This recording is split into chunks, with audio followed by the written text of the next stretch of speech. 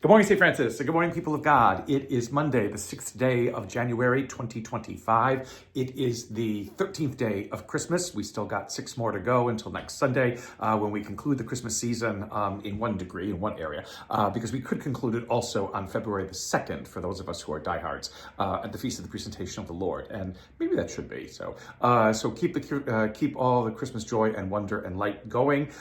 6 more days until we conclude this part of the Christmas season. Today also should be Epiphany because this is the date on which our calendars have for centuries held it. But like I said yesterday, because sometimes we don't think within our leadership that people will go to church and will be able to attend church on a day other than Sunday, we move everything to Sundays. What happens, unfortunately, with Ascension, and we move it from Thursday, when it should be 40 days after Easter, to the Sunday that follows. But we'll get to that and that issue when we come to Ascension later on in the calendar.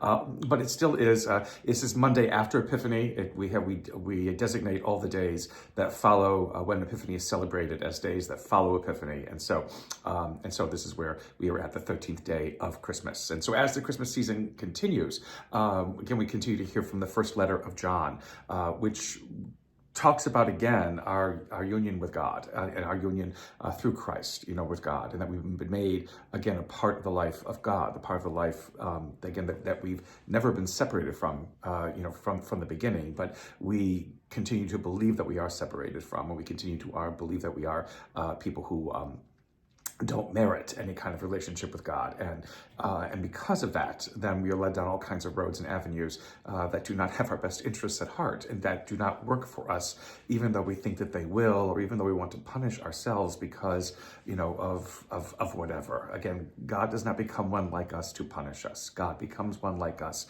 so that we might see the truth of who and what we are as made in God's image and be able to love that truth and to start living out of that truth.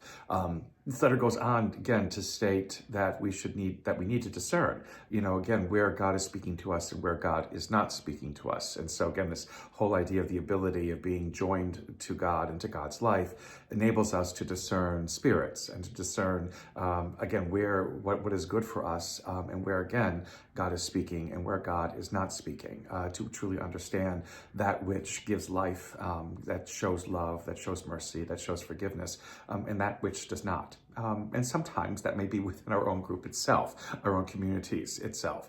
We are not called to be people to labor under a burden of guilt and sadness and punishment and what have you. We are called to be people who live, and as Jesus will say in John's Gospel, to live our life to its fullest, the life here and now that we're called to live. Not a life to come, but a life that needs to be lived here and now, because this is where the gospel is proclaimed. We move into Matthew's Gospel, in which Jesus, again, has since grown up, has left the manger a long time ago, has been baptized by John, and is now out preaching. And he goes to the land of Naphtali, or Naphtali, and Zebulun to fulfill what has been said of the prophet Isaiah, I believe it is, that these lands that walked in darkness have seen light. And again, following on Epiphany, in which the light has shone to all nations and to all peoples. And Jesus begins the proclamation of the gospel in Matthew's Gospel in Galilee, again, which is where he was living, so it should be begun there. So these were the areas of the tribes of Naphtali and of Zebulun. And so these places, which again, if you remember way back this past year, we recounted having been overrun by the Assyrians and having been places in which the tribes that used to be there, the tribes that had established themselves there, had been lost to history. It is where the gospel begins its proclamation, as to say that these tribes perhaps were not fully lost, or not lost in the case of never being brought back in, to the relationship with God and to the community that God establishes with Abraham, Isaac, and Jacob. And so it should begin the proclamation in these lands, in these areas that were considered lost to history and lost to time.